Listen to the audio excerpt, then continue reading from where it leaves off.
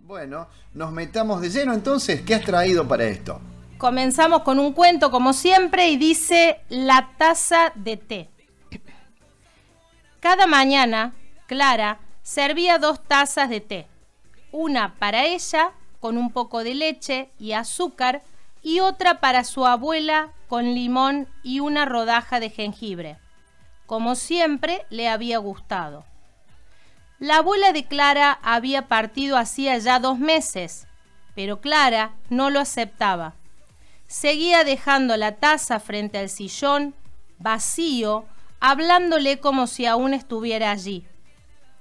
«Hoy llovió, abuela, como te gustaba», decía, mientras el vapor del té bailaba en el aire.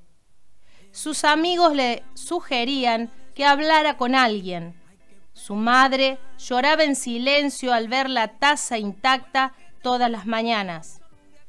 Pero Clara insistía en que la abuela seguía allí, solo que no la podía ver. Una noche, Clara soñó que caminaba por el jardín con su abuela. Ella la miró con dulzura y le dijo: «Mi niña, está bien recordarme, pero también tienes que seguir. No me perderás si me llevas en tu corazón, no en la taza de té». Clara despertó con lágrimas en los ojos. Esa mañana solo preparó una taza. Se sentó frente al sillón vacío y por primera vez no habló. Solo sonrió como si pudiera oírla de nuevo dentro de sí. Desde ese día, Clara no dejó de recordar, pero aprendió que aceptar no es olvidar, sino amar de otra forma. Uy, qué lindo. Hasta con emoción, ¿eh? Y sí, el cuento. Sí.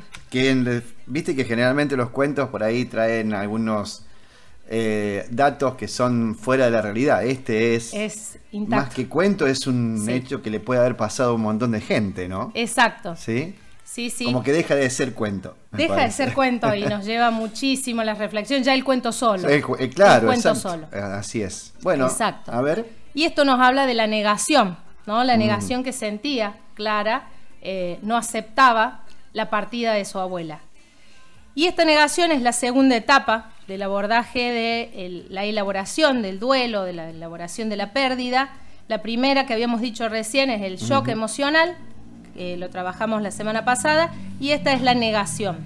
La negación es todo intento voluntario o involuntario que la persona hace para no incorporar la nueva realidad. Claro. Esto tiene 4 características. La primera es algo normal y natural. No se planifica, la persona no niega voluntariamente al principio, es involuntario, pero es algo normal y natural del ser humano, ¿no? Es un mecanismo defensivo. Claro. Segundo punto, que es un escudo de protección ante el impacto. Veíamos la semana pasada el shock emocional, que es el impacto en sí, ¿no? Que de alguna manera nos deja como en pausa. Y esto surge después, la negación, que es un efecto de protección, de escudo. La mente va a llegar a esto de la negación. Tercero, nos da funcionalidad en la primera instancia. Recuerdo que cuando mi papá partió, yo iba y hacía el recorrido. La noche que me tocaba quedarme con él, me iba desde la clínica al trabajo. Sí. Pero la noche que se quedaba mi mamá a acompañarlo, volví a mi casa y hacía ese recorrido de ir a dar una vuelta por la clínica y después me iba a trabajar. Cuando él parte, yo hago ese mismo recorrido. Ah, mira vos, claro. Y de alguna manera es esto, ¿no? La negación, exacto. Automático, no es que lo pensaba, sí, pero pasaba por la clínica y estacionaba ahí en la clínica. Y hasta que mi cabeza decía, ya no está más. Claro. Pero eso lo hice por varios días. Hasta que después ya lo dejé de hacer. Sí, sí. ¿No? Y recuerdo también que de alguna manera me afané tanto en dejar todo como él tenía, ¿no? Los patios de la casa, en el campo. Iba y de alguna manera me autoexigía de forma tremenda, ¿no? Claro. Para tener todo acomodado como él tenía. Porque de alguna manera inconscientemente pensaba que iba a volver. Claro. Hoy lo veo así, ¿no? En su momento lo hacía, quiero tener todo como él lo tenía. Pero inconscientemente me he dado cuenta que era como una respuesta a que él en algún momento iba a volver. Y como yo sabía que era muy riguroso con su trabajo, yo decía, inconscientemente, ¿no? Cuando él vuelva, que encuentre todo como estaba antes. Claro. Pero de eso no me daba cuenta en su momento. Con los años ahora lo veo, ¿no? Y esto a veces nos lleva a un desgaste, tanto físico como emocional, ¿no? En su momento nos produce funcionalidad, porque nos ayuda. Yo hacía la pasada por la clínica y me iba al trabajo. Sí, pero si esto se persiste o se extiende en el tiempo, ya no. Ya es perjudicial. Entonces, no podemos elaborar como corresponde, ¿no? Entonces, en un tiempo que pasan días, pasan meses y de alguna manera elaboramos, vamos a salir adelante. El tema es cuando pasan años y seguimos negando esta realidad, ¿no? Y también nos ayuda porque nos da tiempo también en la cabeza. En su momento, cuando es bueno, nos da tiempo en la cabeza para elaborar, ¿no? En esos días yo iba a la clínica, pero después me dio tiempo en la cabeza para decir, no está. Entonces seguía mi camino ya no pasando por la clínica, ¿no? Entonces eso nos da tiempo a la cabeza, al cerebro, a la psiquis, para que elabore y de alguna manera vaya poniendo el límite, ¿no? En forma sana. Recién decíamos esto, el problema es cuando se extiende y se produce una crisis de negación. Y allí se produce un estancamiento que de alguna manera nos lleva anclados al pasado y no podemos volver a pensar, a reflexionar. Estamos viviendo la vieja realidad, ¿no? Y no podemos elaborar la nueva realidad, ¿no? Claro.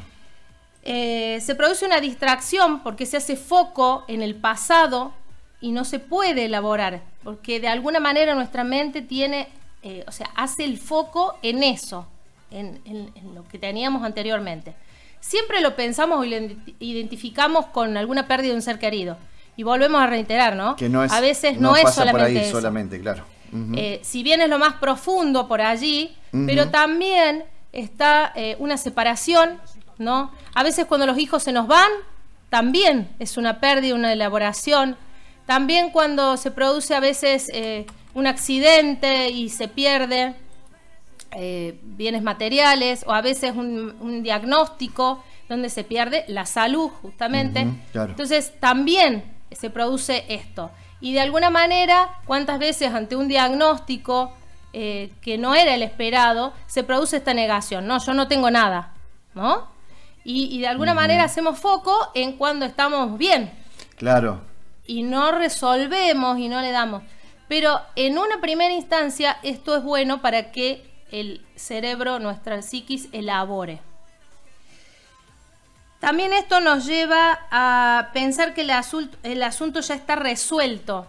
¿Cuántas veces alguien viene, nos dice algo y enseguida respondemos, no, pero yo estoy bien, esto va a pasar? Como que de alguna manera ponemos el freno a la persona que viene y nos quiere ayudar. Claro. Y le decimos, no, pero está resuelto esta situación, ya está. Resuelto, entre comillas, porque no es así. Claro. Pero de alguna manera ponemos ese freno para que nadie se acerque. Y allí está el tema de pedir ayuda en su momento adecuado, cuando corresponde, dejar que el otro se acerque. Y tampoco en el caso que queremos ayudar, no invadir, ¿no? Si la persona nos pide ayuda, ayudar, si no, no. Porque si la persona no quiere ayuda, lo que vamos a lograr es tener una discusión, empeorar la situación y nos vamos a terminar alejando. Claro. ¿No? Esto de la negación es como una herida. Si la herida es tratada a tiempo, va a ser la cicatrización va a ser rápida y se va a solucionar en el momento adecuado. Pero si la dejamos, ¿qué pasa? Esa herida cada vez se hace más grande, hasta a veces tiene mal olor. Vamos a necesitar antibióticos más potentes, ¿no? Vamos a necesitar un cuidado más intensivo. Entonces con esto pasa lo mismo. Si un duelo, una pérdida es elaborada en el momento justo, se llora lo que se tiene que llorar. Claro, no guardarse nada. No guardarse nada en el momento que se tiene que hacer, ¿no?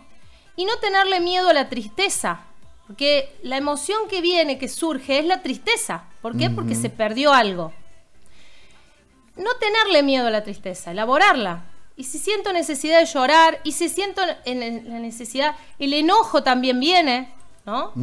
Porque de alguna manera pienso que es algo injusto. Entonces, darle lugar a las emociones, a que salgan cuando tienen que salir. Y así es la forma de sanar y cicatrizar esa herida, ese dolor tan profundo. La negación presenta dos momentos importantísimos, que es el tiempo y el espacio. El tiempo son los días, el aniversario, los cumpleaños, las fechas especiales, ¿no? Las conmemoraciones. Y allí vemos que se produce un ciclo. Cuando se hace ese ciclo, ¿no? De, por ejemplo, la primera semana, después ya la segunda semana se vive diferente. Cuando ya pasó el primer cumpleaños, el segundo cumpleaños ya va a ser diferente. Claro. Entonces, ya ha pasado un ciclo. Sí, entonces, ese es un parámetro más o menos que tenemos que tener, ¿no? Cuando ha pasado ya un ciclo y se ha vivenciado todas esas fechas especiales, ahí tenemos que ver cambios. Tomar como referencias, decís vos. Ajá. Sí. Si se ha podido la primera vez, y sí, ha resultado difícil, pero ya la segunda vez tiene que tomarse diferente. Si se toma con la misma intensidad que la primera, y allí hay algo que no está bien, ¿no? Hay una herida que no está cerrada. Y después nos va a costar más, ¿no? Porque el dolor se cobra como tiempo y se cobra lugar. Entonces, de alguna manera, ese dolor va a ser más intenso a lo largo del tiempo. Que no quiere decir que a veces uno ponga el parámetro más o menos de un ciclo y en algunas personas sea menos. Claro, exacto. Porque también depende, ¿no? Claro. Por ahí a veces uno es muy tajante en eso, y a veces son esa fecha especial que tiene, no sé, poquito tiempo de la pérdida y viene al mes, por ejemplo, y ya pasó eso y ya lo otro no era tan importante, entonces ya se logra. Sí, sería mucho mejor. Claro. Que no se extienda. Pero depende de cada persona. Por ahí uno a veces es muy tajante en eso de decir un ciclo, pero cada persona lo elabora como puede. Algunos lo elaboran más rápido. Claro, ¿no? Totalmente. Y también depende cuál haya sido la pérdida, ¿no? También la intensidad de la pérdida. Exacto. También vimos recién el tiempo, pero también es el espacio. Y el espacio habla de la casa, las vacaciones, la escuela, la casa de un familiar, el auto, la cocina. En el cuento veíamos que era el espacio, ¿no? Era el sillón y la taza de té, ¿no? Sí. Y el tiempo era todas las mañanas, ¿no? En el caso del cuento. Cada uno identifica por ahí, ¿no? El tiempo y el espacio. ¿Qué cosas son las que me marcan? El espacio, si ya no está más, si a veces el auto, que se sentaba en tal lugar, o a veces las vacaciones ya no son los mismos, las siguientes vacaciones. A veces si tengo alguna enfermedad o algo, y bueno, decir el ambiente no es el lugar, la cocina no es el lugar, no es lo mismo, la habitación no es la misma, porque a veces se tiene que adaptar a la circunstancia, a lo que suceda, ¿no? Entonces ver eso, que también la negación se va a ver afectado en el tiempo y en el espacio.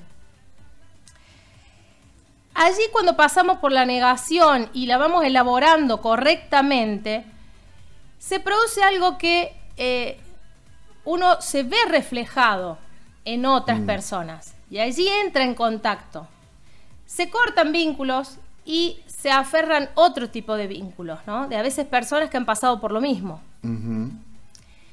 Y allí es donde está que esto que decimos, si él puede, yo puedo, ¿no? En muchas de las circunstancias, cuando hay esta negación y se prolonga en el tiempo, no lo vamos a ver a eso, porque de alguna manera es una situación más cómoda, ¿no? A nuestro cerebro, de decir, bueno, me quedo en esta situación, es voluntaria, no reconozco, y me quedo anclado, ¿no? Sumergido en ese pozo profundo.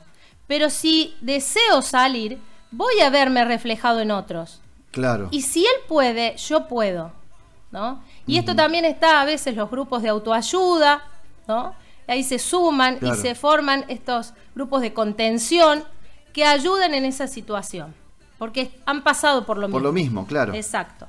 Hay como una identificación de cada uno de esos hechos que a cada uno le ha tocado vivir. Digamos, exacto, ¿no? sí, sí. La negación como escapatoria, de alguna manera se tapan los ojos, se anulan los oídos, ¿no? Y no quiero ver.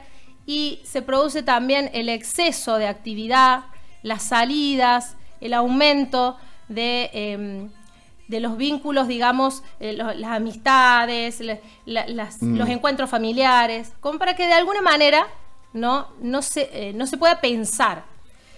Claro. Y decirle al cerebro que no piense es decirle a un riñón que no trabaje o el corazón que no siga latiendo. La mente va a seguir pensando. Claro. No podemos decirle no pensar.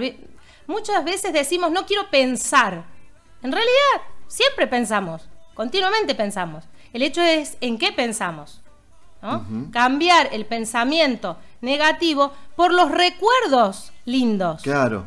¿No? Es muy normal esto que estás diciendo en mucha gente, ¿no? Sí. Quédate con los recuerdos más lindos. Exacto, exacto. Por ahí a veces, lo digo en el caso de un mal diagnóstico, sí. Quedarme con que, bueno, ahora tengo esto, pero estaba bien, entonces voy a volver a estar bien. ¿No? Claro. Ese pensamiento, en vez de estar pensando, voy a estar mal, me va a ir todo mal, claro. No, voy a volver a tener la salud que tenía antes. Mirada positiva. Exacto, ¿no? Porque no vamos a dejar de pensar. Pensar, vamos a seguir pensando. Entonces, hay que elegir qué pensar, ¿no? Y en esto también la negación como estancamiento nos deja en ese pozo y vivimos para recordar momentos feos, ¿no? Como recién decíamos, pensar, pero pensar bien. Y nuestro argumento de vida se ve relacionado con esa pérdida. Nuestras metas, nuestros objetivos están relacionados con esa pérdida. De alguna manera no salimos del dolor. Está todo enfocado en ese dolor. Y eso nos termina agotando, cansando, nos termina hundiendo en un pozo donde es más difícil salir. Termino con el pensamiento que eleva, que resume todo esto. Bien. Negar la realidad nos puede proteger, pero también puede sumergirnos en un abismo. Excelente. La vuelvo a repetir. Está buenísimo. Negar la realidad nos puede proteger, pero también puede sumergirnos en un abismo. Excelente pensamiento, que resume todo lo que hemos conversado.